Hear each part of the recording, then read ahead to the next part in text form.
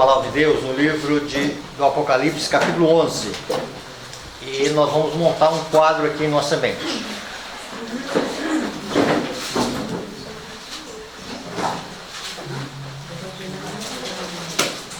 No capítulo 11, no verso 29, no verso 19, o último verso do capítulo 11.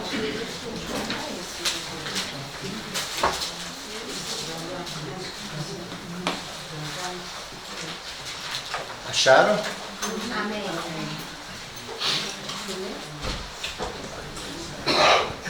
Apocalipse 11, verso 19. Abriu-se então o santuário de Deus, que se acha no céu. João, ele relata para nós aqui que no céu está o santuário de Deus. Como povo do advento, nós mantemos a fé na existência de um santuário celestial. Praticamente, a Igreja Adventista é a única que mantém essa crença. E diz que foi vista a Arca da Aliança no seu santuário, e sobrevieram relâmpagos, vozes, trovões, terremoto e grande salivar. Quando nós olhamos o Apocalipse, há 3 aberturas no céu, em termos da visão do santuário. No capítulo 4, há uma abertura no céu, uma porta aberta no céu. Há uma outra porta aberta aqui. No capítulo 15, nós encontramos, no verso 5, uma outra abertura. Depois dessas coisas, olhei e abriu-se no céu o santuário do tabernáculo do testemunho. E os 7 anjos que tinham 7 flagelos saíram do santuário, vestidos de linho puro e resplandecente, e cingidos ao peito com cintas de ouro. Nós encontramos Apocalipse 11, 19, uma referência ao início do ministério de Cristo no lugar santíssimo, no santuário celestial. E quando nós olhamos essa outra abertura aqui, é o desfecho do juízo investigativo.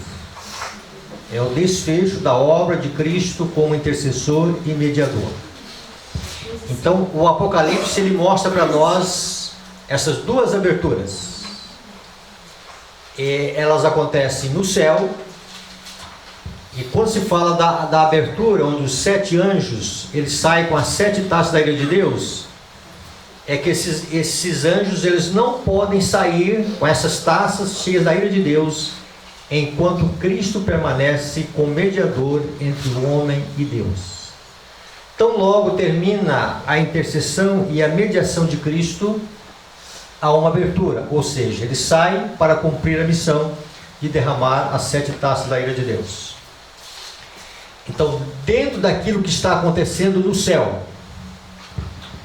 e temos a visão no Apocalipse, que a partir do capítulo 12 do Apocalipse, vai mostrar o conflito que acontece no céu, e no verso 17 do capítulo 12 vai mostrar a ira do dragão. Então, o capítulo 13 do Apocalipse, ele vai mostrar para nós as forças pelas quais o dragão usa aqui na terra para atacar o povo de Deus. Então nós temos que mentalizar esse quadro, tá? Então nós estamos nesse cenário e nós estamos no desfecho da história do juízo investigativo. Nós estamos muito próximo do fechamento da porta da graça. Nós estamos muito próximo dos acontecimentos que vão ter assim um desfecho de toda a humanidade. Quando nós olhamos esse cenário, é interessante que no capítulo 4, João, ele vai ver o candelabro, as 7 tochas de fogo, não vamos entrar aqui. No capítulo 8, ele vai ver o altar de incenso. E no capítulo 11, no verso 19, ali é apresentado a arca. E a arca é chamada a Arca da Aliança. Então vamos agora entender o que Deus quer nos ensinar sobre esta questão da arca, a Arca da Aliança. Quando nós encontramos essa expressão aliança, ela é muito significativa para nós, o que Deus tem em vista em relação a essa aliança. Mas antes de nós entrarmos no que é esta aliança, no que Deus quer que a gente entenda sobre o que Ele quer nos transmitir nessa manhã, vamos aqui tecer aqui um pensamento acerca do trono de Deus. Há uma descrição no livro Primeiros Escritos que por sobre o lugar que Jesus se achava, que é no Santíssimo, diante da arca, havia uma glória extraordinariamente brilhante, para a qual não podia olhar, parecia-se com o trono de Deus. Com essa citação, alguns têm tido a Arca da Aliança como sendo o próprio trono de Deus. Mas nós vamos entender aqui alguma coisa sobre o trono de Deus e a Arca da Aliança. Quando se fala da Arca da Aliança, a nossa ideia deve ser que 3 coisas estavam depositadas nessa arca. Que mesmo? As tábuas, o pote de maná e a vara de Arão. De que era feita a arca? Madeira acácia, revestida de ouro. E de que era feita as tábuas da lei de Deus? De pedra. Quando se fala de pedra, há muita definição do que seria esse tipo de pedra. Vamos aqui no livro de Ezequiel. Ezequiel vai nos ajudar a entender um pouco sobre isto. O trono de Deus. Ezequiel no capítulo 1.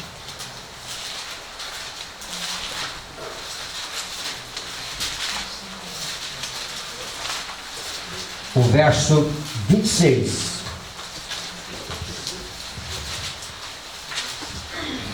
Esse folhear da palavra de Deus é o barulho que os anjos de Deus eles olham, e eu fico imaginando assim o contentamento do céu quando ao folhear da palavra de Deus assim, esse barulho, um barulho santo, é um barulho de Deus. É o mover do Espírito, O povo de Deus folheando a palavra de Deus. Aqui diz, irmãos, no verso 26: por cima do firmamento que se achava sobre a sua cabeça havia algo semelhante a um trono, como uma safira. Sobre esta espécie de trono estava sentada uma figura semelhante a um homem. Uma visão de Cristo, uma visão de Deus, sentado sobre um trono. E esse trono, como a pedra de safira. Quando você vai para o capítulo 10, verso 1, essa ideia vai aparecer novamente. Olhei, e eis que no firmamento que estava por cima da cabeça dos querubins, apareceu sobre eles uma como pedra de safira, semelhando a forma de um trono. Então, a arca em si, ela não é o trono de Deus. Porque aqui está retratando a safira. No que eu entendo, as tábuas da lei de Deus, elas foram feitas de que pedra? Safira. Tá?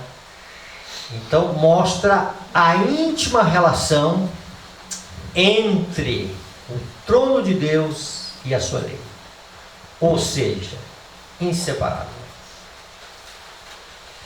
Então, ali estão as duas tábuas originais da santa lei de Deus.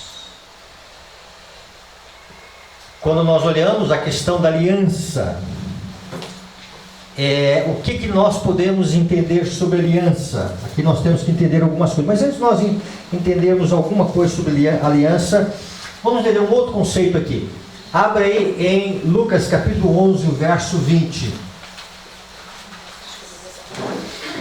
Lucas capítulo 11, o verso 20.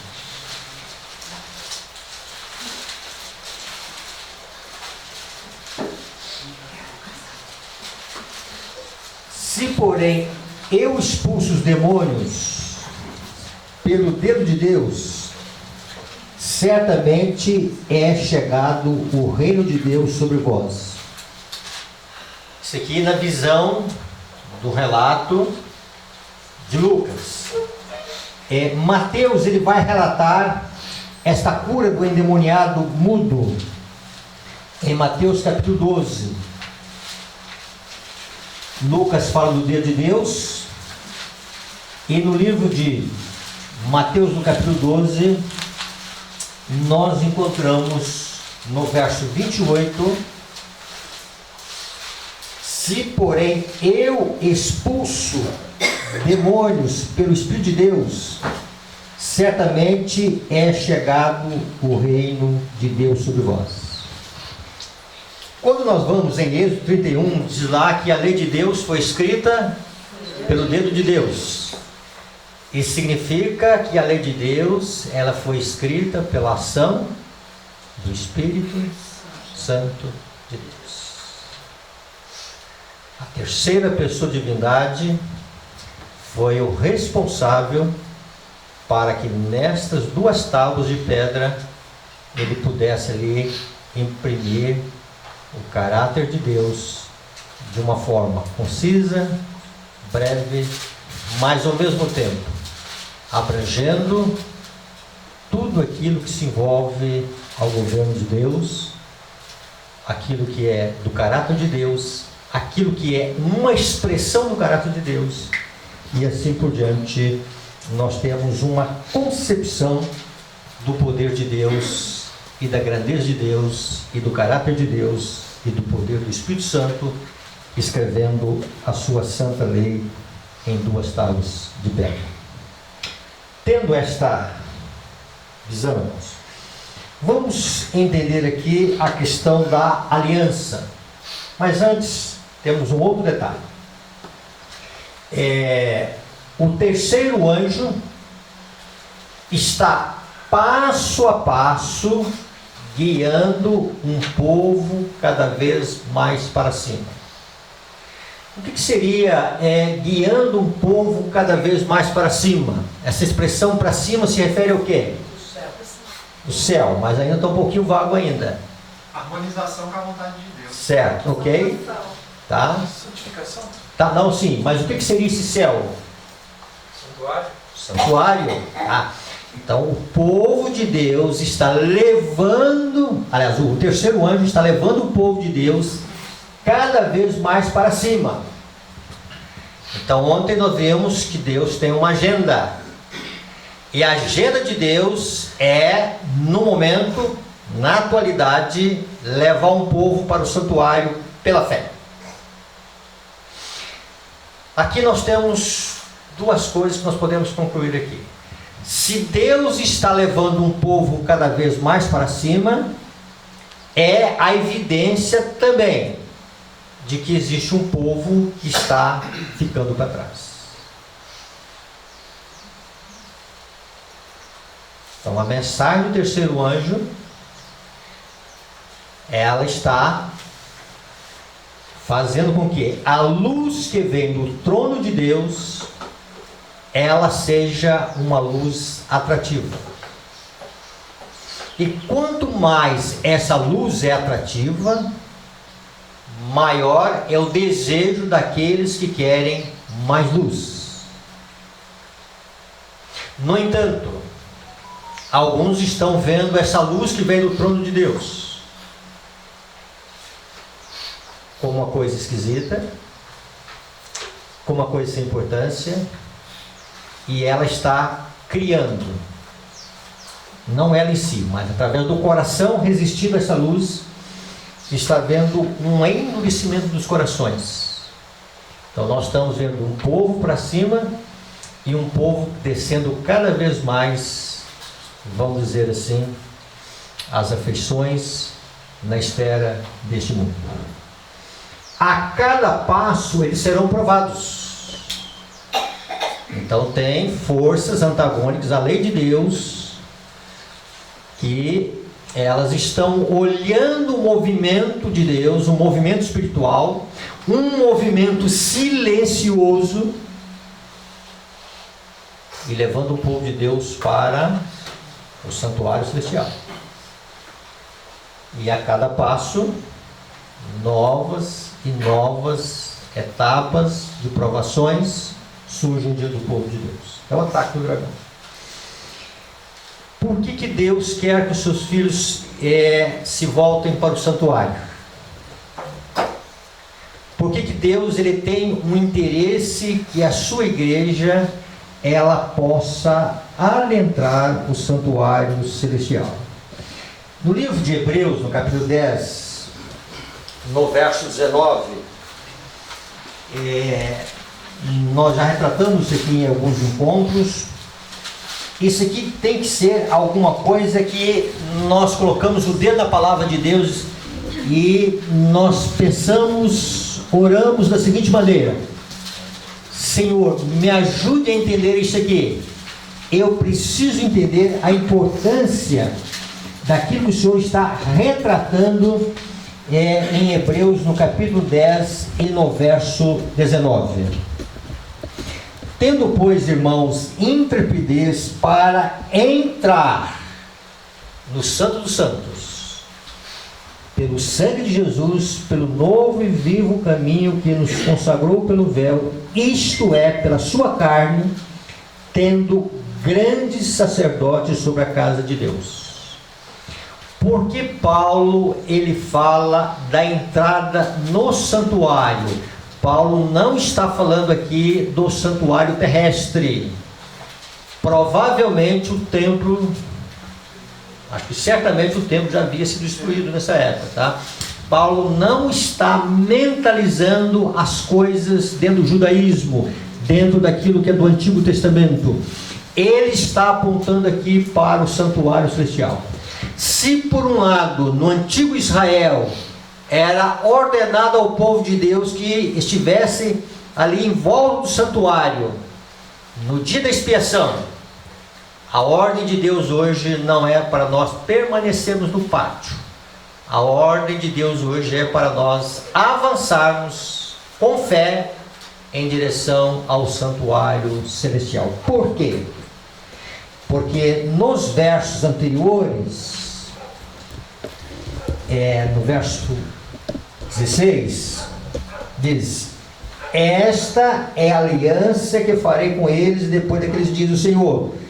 Porém no seu coração as minhas leis, e sobre a sua mente as escreverei. E acrescenta: também de nenhum modo me lembrarei dos seus pecados, das suas iniquidades para sempre.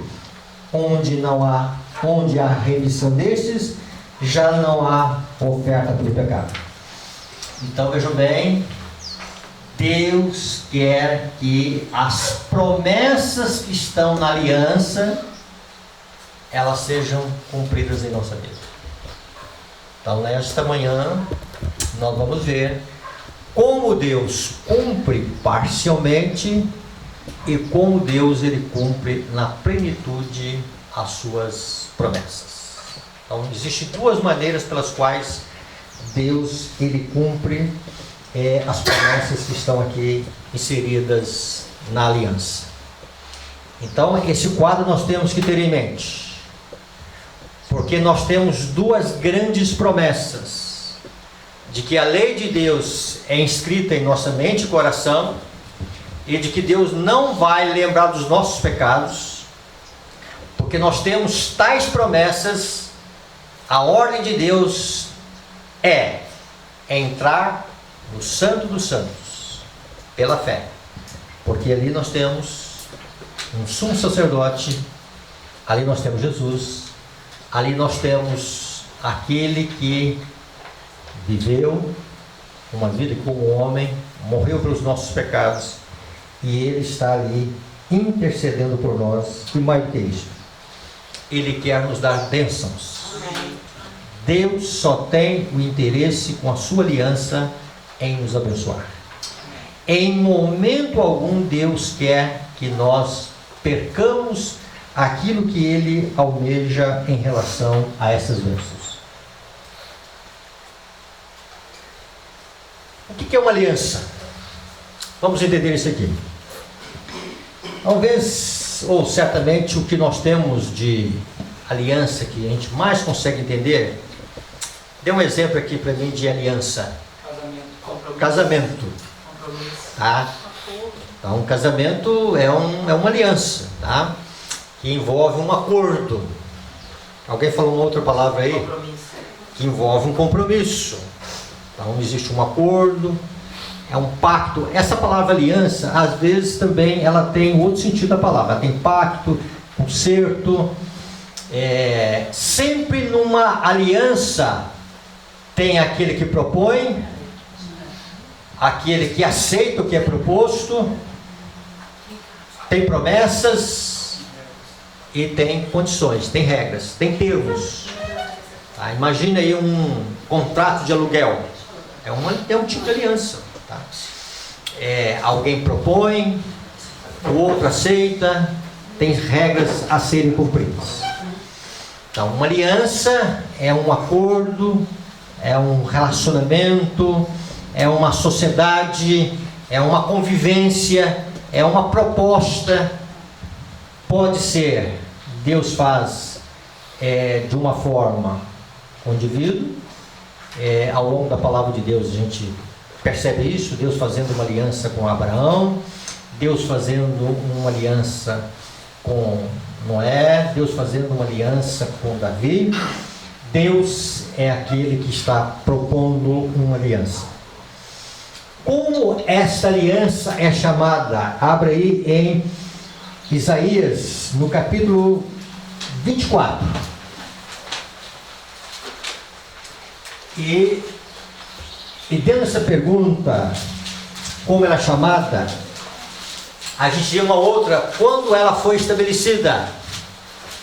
Isaías, capítulo 24, no verso, só confirmando se é o verso 5 ou o verso 6, em relação a essa aliança.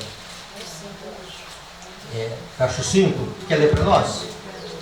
Na verdade, a terra está contaminada por causa dos seus moradores, porquanto transgridem as leis, violam os estatutos e quebram a aliança eterna. É chamada aliança eterna. Se ela é eterna,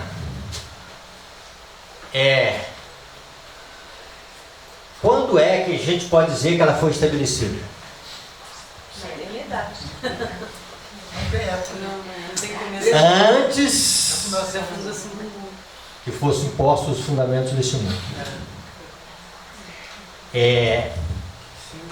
Nós não podemos separar a aliança da lei de Deus. A aliança é uma coisa, a lei de Deus é outra coisa. Mas as duas coisas se harmonizam, elas se encaixam. Outra coisa. Amós 3:2. O que diz lá? Vocês conhecem, tem muitas palestras de casamento, né? Que é feito e dito esse verso.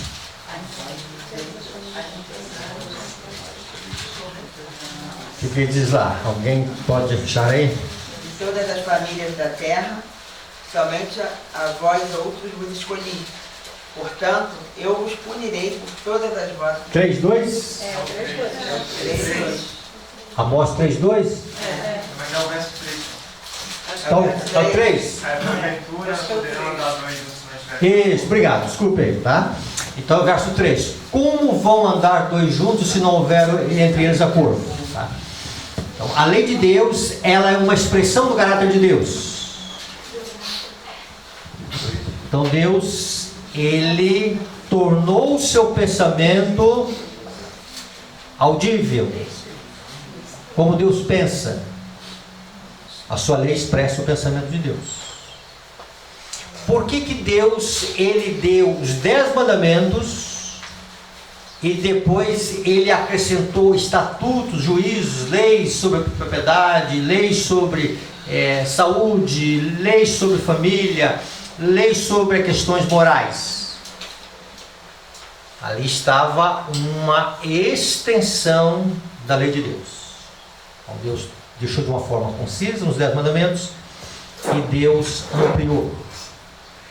Quando a gente vai para a palavra de Deus, esse livro aqui, esse livro é uma extensão da lei de Deus. Quando vamos para o Espírito de Profecia, são pormenores que nós não conseguimos entender da lei de Deus aqui, que o Espírito de Profecia foi e abrangeu para nós.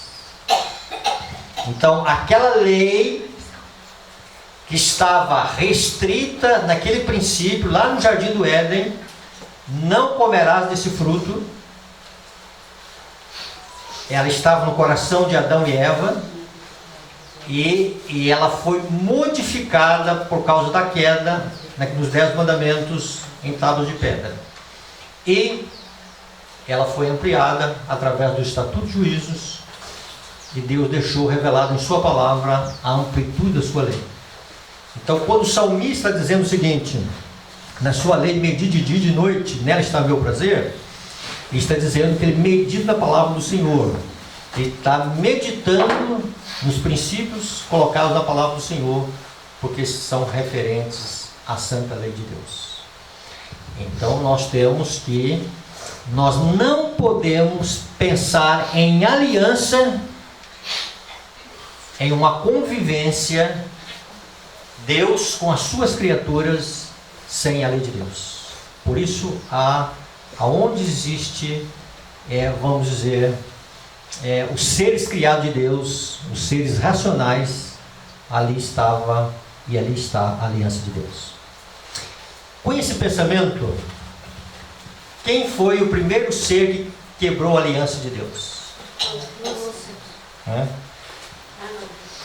Satanás era um anjo formoso e exaltado, e assim teria permanecido se não houvesse rompido sua aliança com Deus. Então, a aliança, Deus cria os seres angelicais, e dentro dessa criação, o que acontece?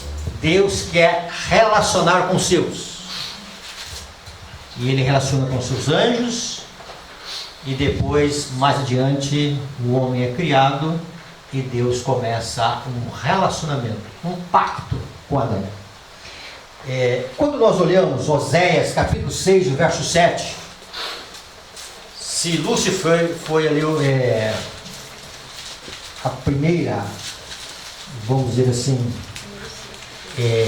queda em relação à quebra da aliança, olha o que nós encontramos Oséias 6, 7 dizendo para nós.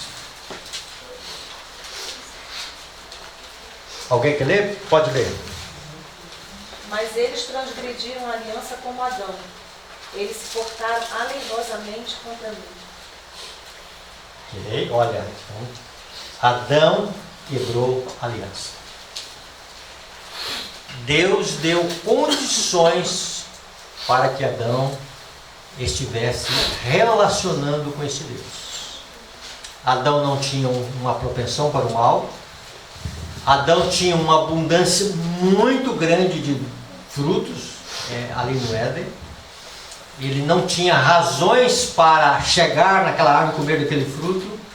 No entanto, ele rompeu também a sua aliança com Deus.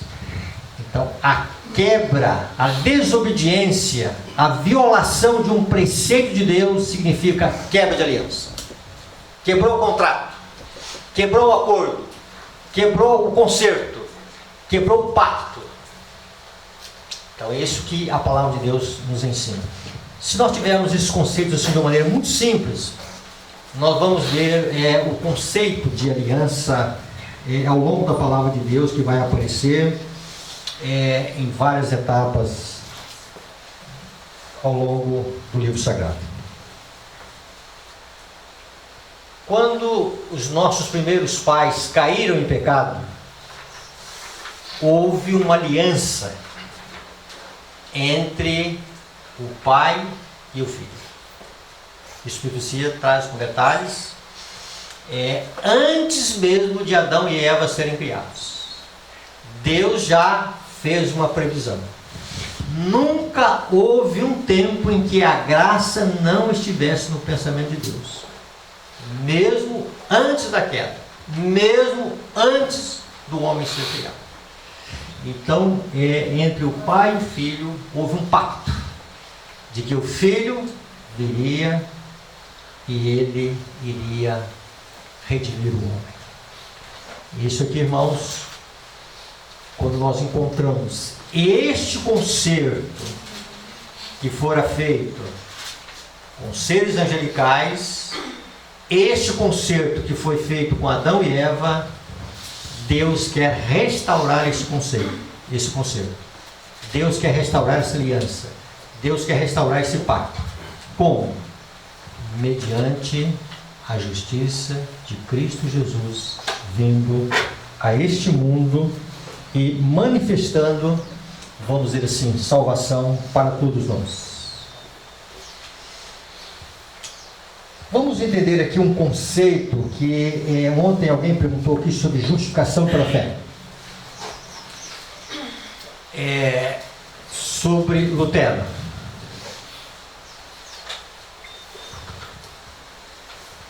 No livro de João, no capítulo 10,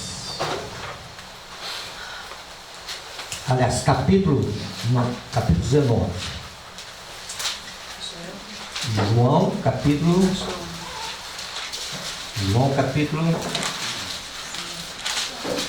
19.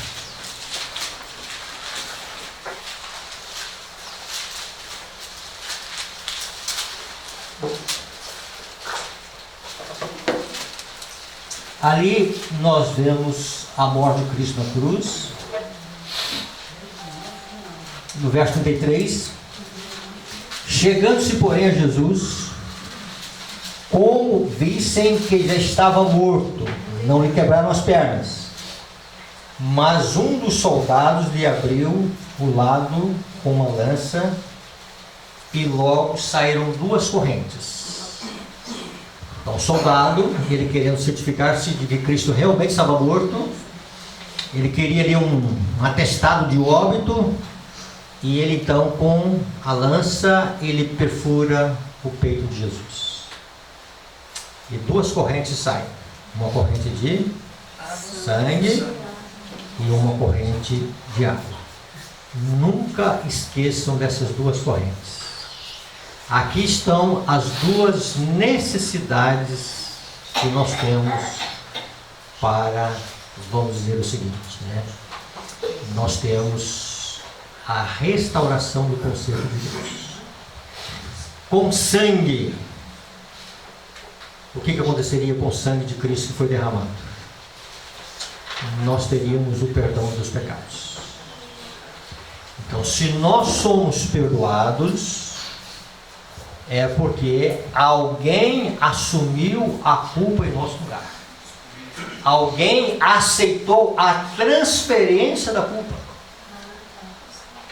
Então, a culpa que estava em nós, Cristo, ele a toma sobre si e ele faz-se maldito. Ele se faz maldição. Ele se faz pecado, porque ele assumiu a nossa culpa. E ele recebe o açoite da ira em nosso lugar. Ele recebe a sentença da condenação sobre si. E ele sofre. E ele é transpassado. E ele é moído pelas nossas transgressões. Então nós temos um substituto. Nós temos um portador de pecados.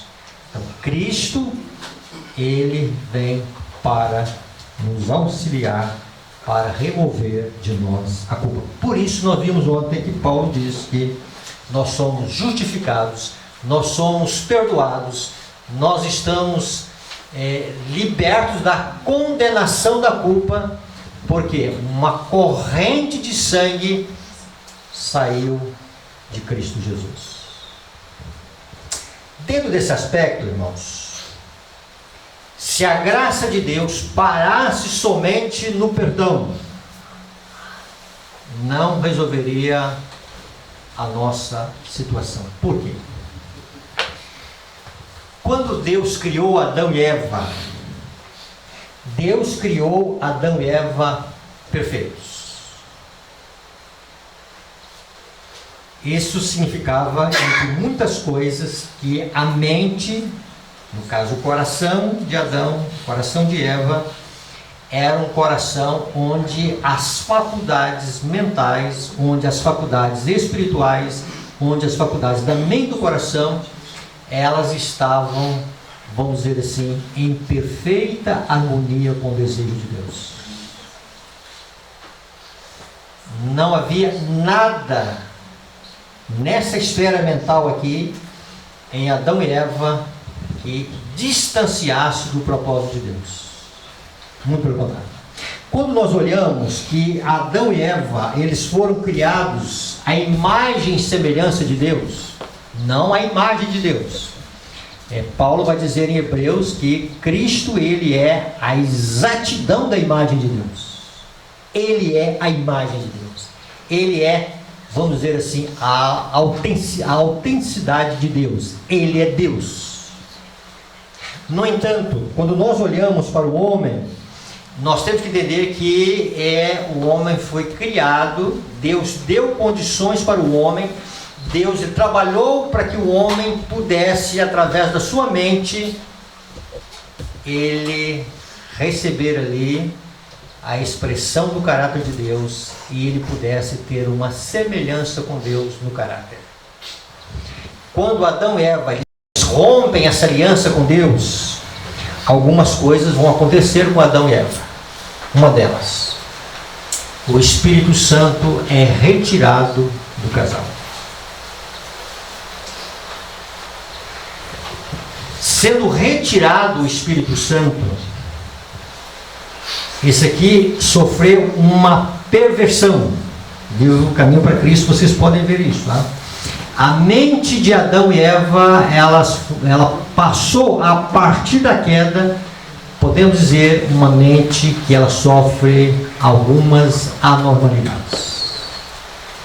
Quando nós olhamos essa mente antes do pecado, essa mente perfeita, esse coração perfeito, foi elaborado no projeto de Deus para que cada vez mais Adão e Eva, dentro do concerto, dentro do relacionamento com Deus, dentro da convivência de Deus com os seus filhos aqui, o primeiro casal, eles pudessem ter uma abrangência no conhecimento de Deus. Então, quando ele olhava para a natureza, ele iria estudar a natureza e ele iria entender um pouquinho mais do amor de Deus. Ele olhava para as coisas criadas de Deus, ele iria ver a imensidão do poder de Deus, da bondade de Deus. O concerto de Deus em cima das suas criaturas é um Deus, é um Criador, é um Pai querendo relacionar com os seus filhos, com as suas criaturas. Em cima de uma bondade, em cima de um Deus que quer compartilhar uma convivência. Então, quando nós olhamos a aliança que Deus faz, mesmo antes do pecado, é uma relação de convivência. Por isso o texto de Amós aí, como andarão dois juntos se não houver entre eles acordo? Precisa haver acordo. E a lei de Deus é a base do concerto de Deus. Dentro disso aqui, irmãos, então esta corrente de água que brotou de Cristo, ela precisa resolver outra coisa em nossa vida. Então, se a graça de Deus ela estivesse somente no perdão, não resolveria a nossa questão. Por causa disso aqui, por causa da nossa mente, por causa do nosso coração. A gente pode ver isso muito bem depois da queda. Antes da queda, Adão ali numa poesia, numa celebração de amor, num contentamento, dizendo que esta é osso dos meus ossos, carne da minha carne, e ele está expressando sua felicidade, e foi só acontecer a queda, e ele está dizendo para Deus, ela é culpada. Tá? Por quê? Entrara na mente, na vida de Adão e Eva, um amor egoísta. O egoísmo manifestou ali. E quando o egoísmo manifesta, o egoísmo ele contrai o intelecto. Pessoas egoístas são pessoas que se fecham. Tá? O que Deus quer fazer? Expandir isso aqui, tá? Para que a gente tenha cada vez mais uma visão, um conhecimento de quão bom é Deus. Deus precisa fazer em todo ser humano, depois da queda, um milagre através dessa corrente de água. Quando fala dessa corrente de água, nós temos que entender a parte divina de Cristo. Vamos ver isso no santuário. Como é que Deus lida com essa questão da água no santuário, tá? Como é que Deus lida com o altar de sacrifício. Dentro dessa visão, irmãos, a justiça de Cristo, ela é uma justiça perdoadora. Por quê? Cristo viveu a perfeição da lei de Deus. Vamos tomar aqui por base o floquinho, né? Cadê o floquinho? O floquinho, tá? Ali o Cordeiro de Deus, uma tipologia do Cordeiro de Deus, tá? E aí o Cordeiro de Deus, esse Cordeiro de Deus, ele tinha que ter duas coisas, tá? Então veja bem, ele deveria ser o Cordeiro imaculado, deveria ser branquinho, tá? Sem mancha. Ele deveria representar a pureza, a perfeita obediência que Cristo teve como homem. Então, quando Cristo morre, ele morre como um cordeiro imaculado. Então, uma coisa é a sua vida e a outra coisa é a sua morte. Então, o seu sacrifício foi aceito porque foi um sacrifício perfeito. E por que ele morre? Porque ele assume a nossa culpa. Então, por isso que Jesus é o sacrifício expiatório pelos nossos pecados. Ele vive a perfeição de um homem e ele morre porque ele aceita a nossa culpa. Mas Deus não parou por aí. Então nós temos na visão de que Cristo, além de ser homem, Cristo também é Deus. Então esta corrente que brota de Cristo, esta água da vida que brota de Cristo, esta água que Jesus ofereceu para a samaritana, esta água, ela vem criar em nós um novo ser. No livro de João, no capítulo 3, vocês conhecem a história de Nicodemos. Uma história bem conhecida, muitos sermões. O Espírito diz que se nós não tivéssemos outra coisa na palavra de Deus, e se nós tivéssemos os 16 primeiros versos do capítulo 3, ali está todo o plano da salvação. Então, João 3, a história de Nicodemos é um tratado de justificação pela fé. Vamos entender isso. Quando Nicodemos chega até Cristo, ele chega como um fariseu, ele é um fariseu, ele é um dos principais judeus, e no verso 2 ele foi ter com Jesus e lhe disse: Rabi, sabemos que és mestre vindo da parte de Deus. Nicodemos, ele não tinha dificuldade de entender que Cristo era o enviado do céu. Mas aonde estava a dificuldade de Nicodemos? Em ter Cristo como seu Salvador. ele agora quer uma explicação teológica da missão de Cristo, do envio da parte do Pai do céu e daquilo que Jesus fazia e principalmente das obras que Jesus fazia.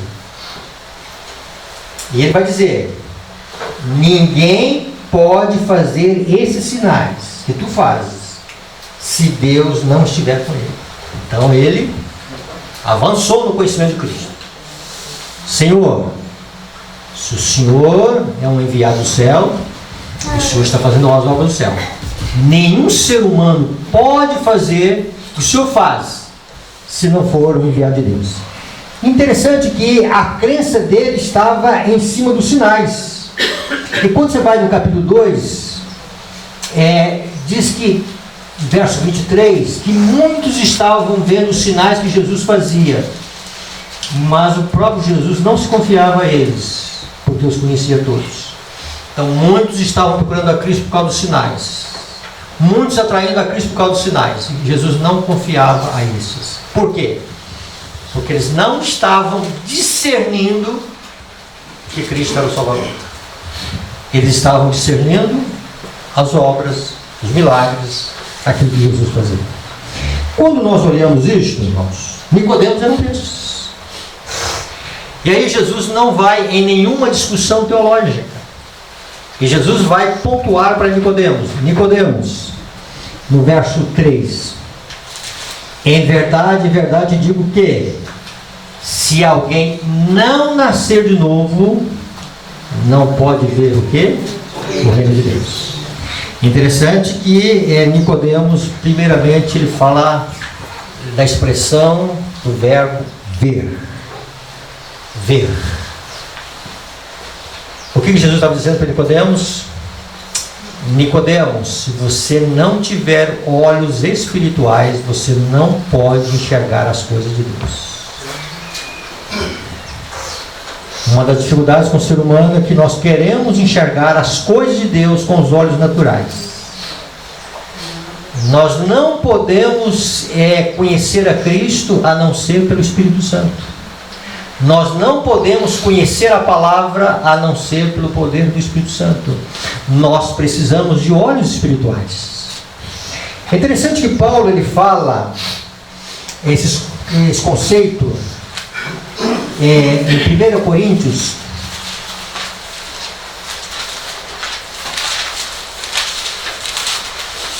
Ele fala do homem natural e ele fala do homem espiritual. E ele fala no verso 13. Capítulo 2, né? Capítulo 1 Coríntios, capítulo 2, o verso 13. Tá?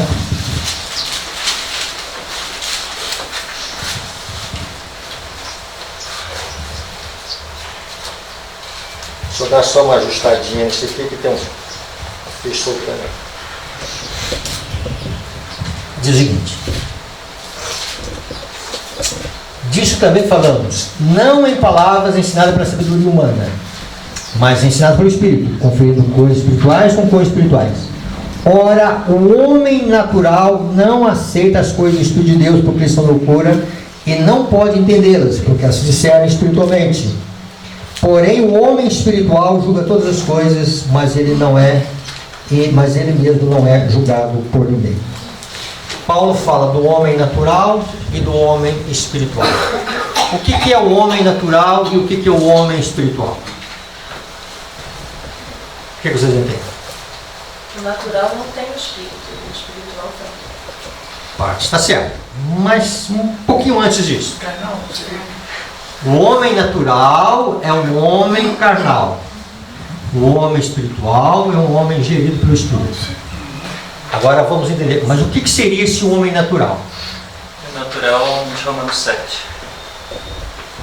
Vamos, se a gente tiver um pouquinho de tempo, entender um pouquinho o que é o homem natural. Romanos 7 traz um... O que seria esse homem natural? Vive por si, para si. Ok, está certo. Mas o que é a base fundamental porque ele é um homem natural? Natureza caída, pecaminosa. Tá, natureza pecaminosa. Ele é sem Deus, não aceita. Tá. As pressões estão corretas, mas coloca isso aqui. Isso aqui não sofreu uma modificação. Isso aqui não foi regenerado. Isso aqui não sofreu uma intervenção divina. Não nasceu de novo. Ele não nasceu de novo. É isso que Jesus está dizendo. Então, quando Jesus lida com Nicodemos, Jesus diz: Nicodemos, eu estou lidando com um homem natural.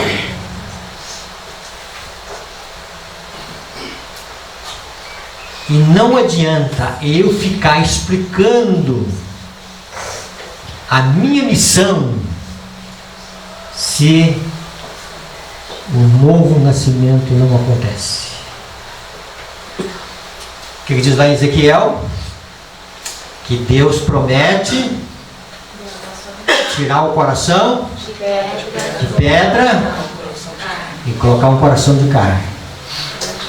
Por que antes do pecado Deus está dizendo lá para o casal que vão unir, ambos serão uma só carne? Não é uma palestra do casamento, só para entender, tá?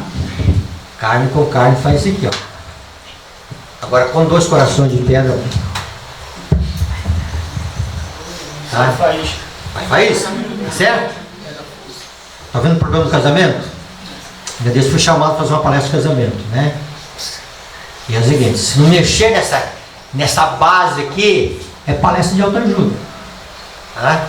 Se Deus não fizer uma regeneração aqui, vamos tratar da superficialidade. Estou falando só do aspecto do casamento, tá? Coração de pedra. O que é coração de pedra? Coração carnal, um coração natural. É o coração que a gente nasce com ele. É um coração cujo amor é um amor egoísta. É o amor do meu, é o amor do eu, é o amor dos meus. Mas Deus quer que esse coração seja introduzido, o amor dele na alma. Amém. Vamos entender isso na história de Nicodemos. Quando Jesus disse para Nicodemos, se alguém não nascer de novo, não pode ver o reino de Deus. O que Nicodemos vai responder para Cristo? Velho, nascer de novo, voltar ao ventre e nascer uma segunda vez? Nicodemos estava dando uma resposta em cima de quê? Do homem natural. Ele ensinava lá, ele conhecia Ezequiel 36. Ele era um doutor da lei. E ele ensinava lá: olha, Deus promete tirar de nós o coração de pedra e colocar um coração de carne. Um coração que ama, um coração que perdoa, um coração que esquece. Mas Nicodemos não entendia as coisas espiritualmente. A causa das turbulências na igreja, irmãos. A base central: falta de um novo coração.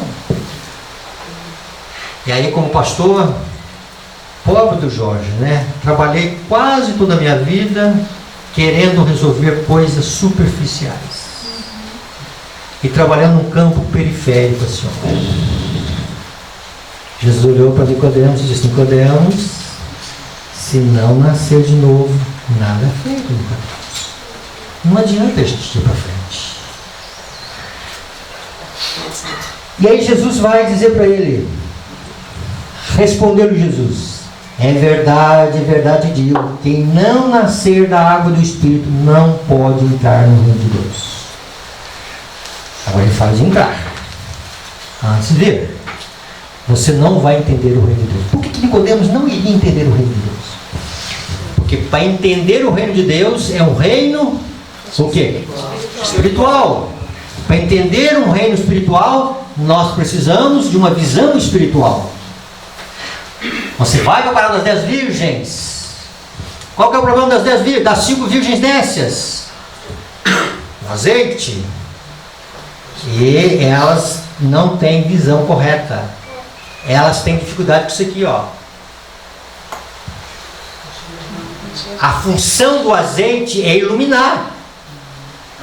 Tá? A gente olha o azeite aqui, a ideia de azeite para nós é tempero.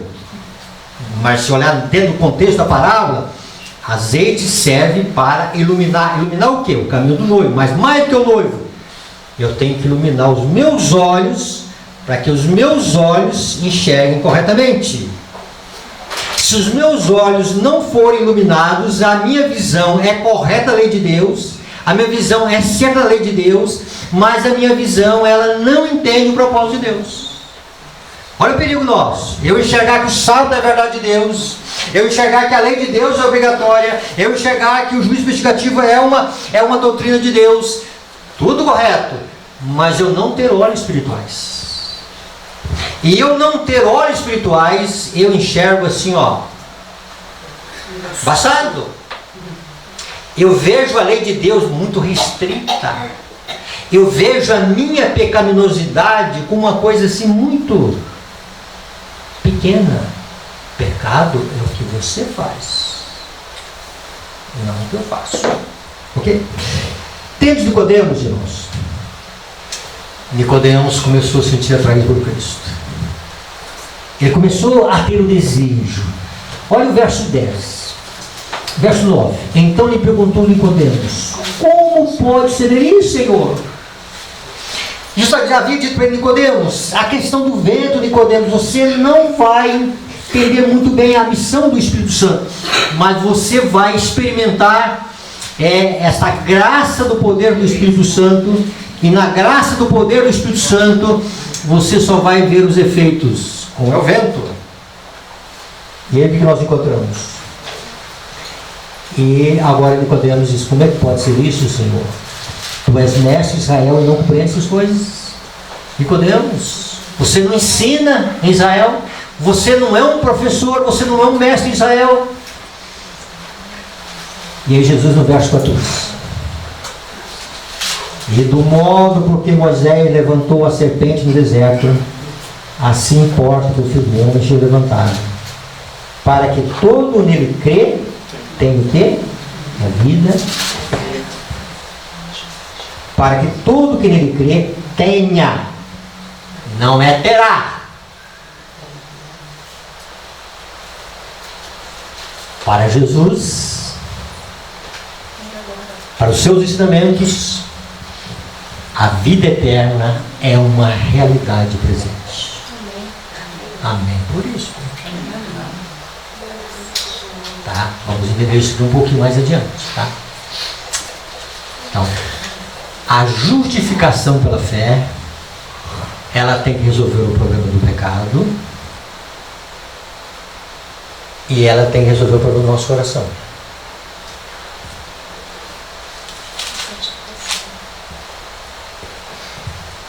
Olha aqui, comentando sobre a história de Nicodemos. Lógico que ela esquece de Nicodemos e vai colocar isso em linhas gerais para todos nós. Tá? A luz que irradia da cruz revela o amor de Deus. Seu amor atrai-nos a Ele mesmo. No plano da redenção, irmãos, é Deus que vai atrás do homem pecador. É Deus que cria atrativos. É Deus que dá ao homem tanto perdão como arrependimento. Não existe nada em nossa vida que a gente pode chegar no céu e dizer que estamos ali porque alguma coisa nós fizemos de bom. Então veja bem, se não resistirmos à extração, seremos levados ao pé da cruz em arrependimento dos pecados que crucificaram o Salvador.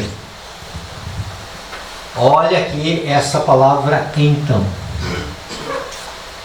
Eliot, ela trabalha muito com algumas palavrinhas assim, não só ela, a Bíblia, tá?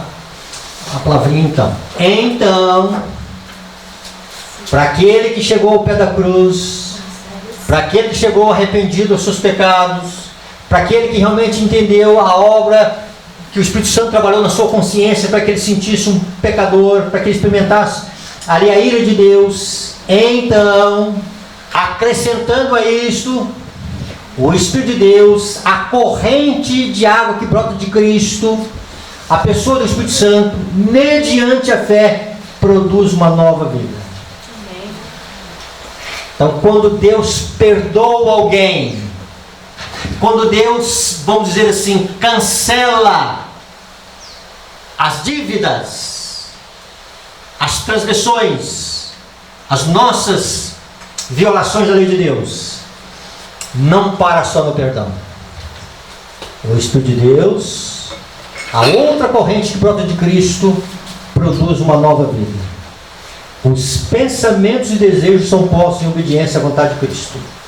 O coração, o espírito, quer dizer, a mente, são novamente criados à imagem daquele que opera em nós para sujeitar a si mesmo todas as coisas.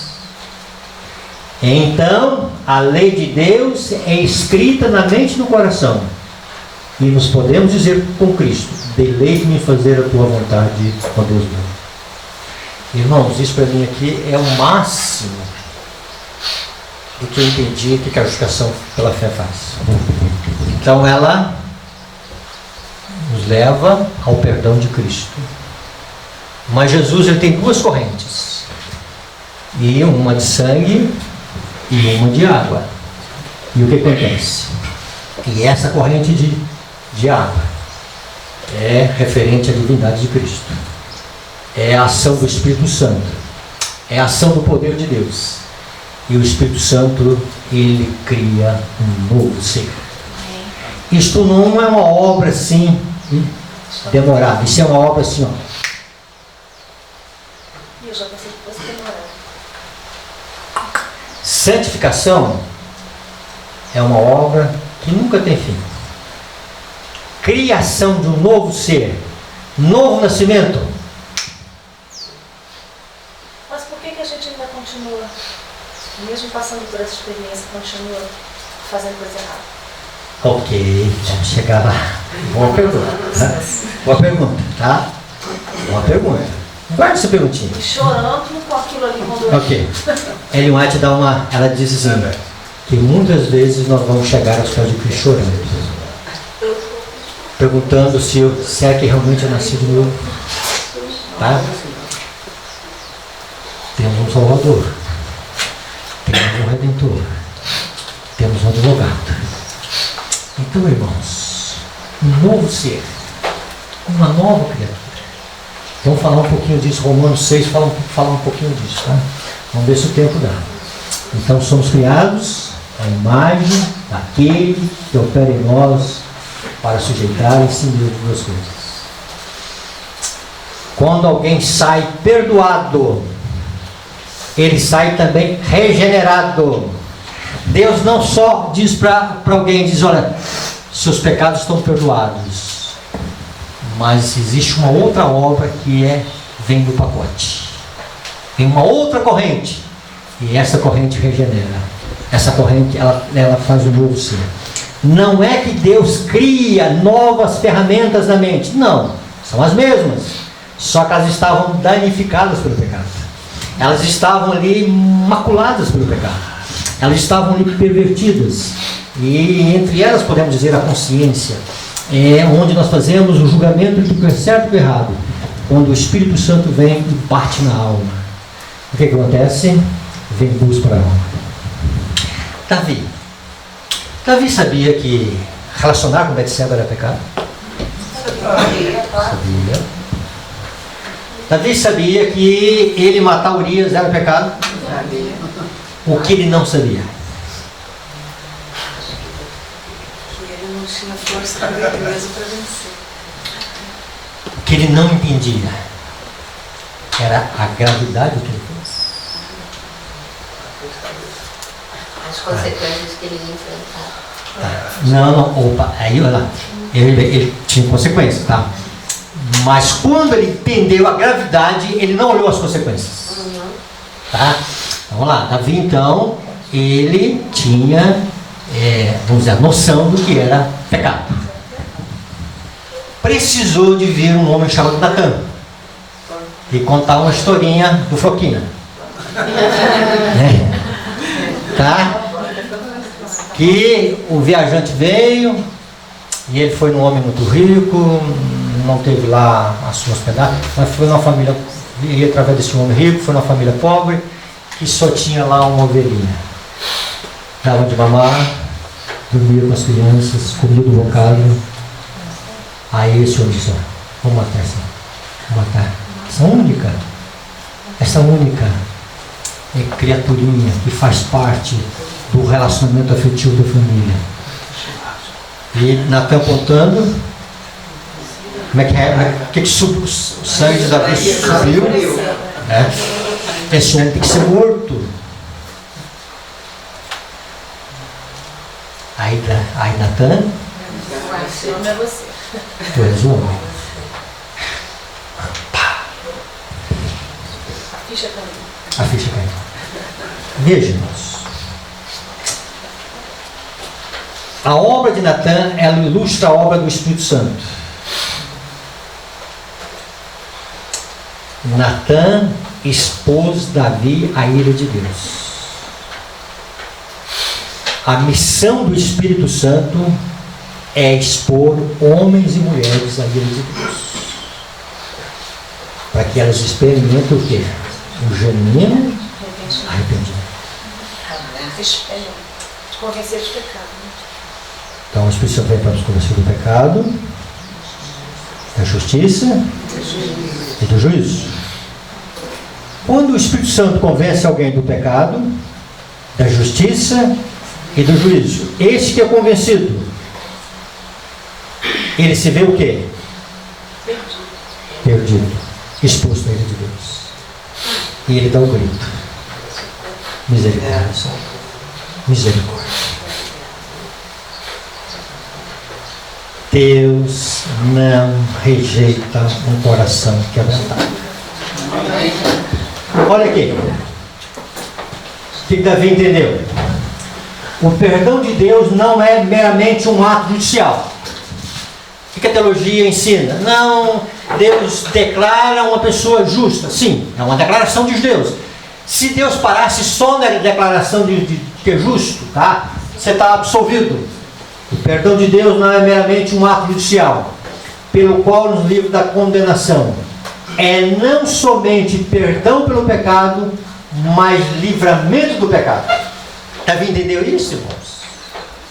Iria aparecer outras Betsebas na vida dele. E aí iria o quê? Ficar rebatizando Davi.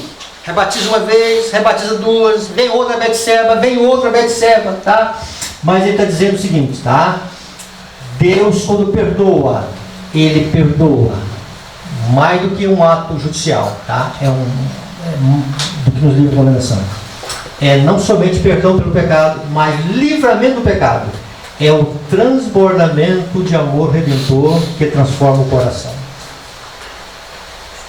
Davi tinha a verdadeira concepção do perdão ao orar: cria em mim, ó Deus, um coração puro e renova em mim o espírito. Davi disse: Senhor, se o Senhor não fizer um novo coração, não vai resolver o meu problema. Não vai resolver, Senhor. Perdão em si não resolve. Por quê?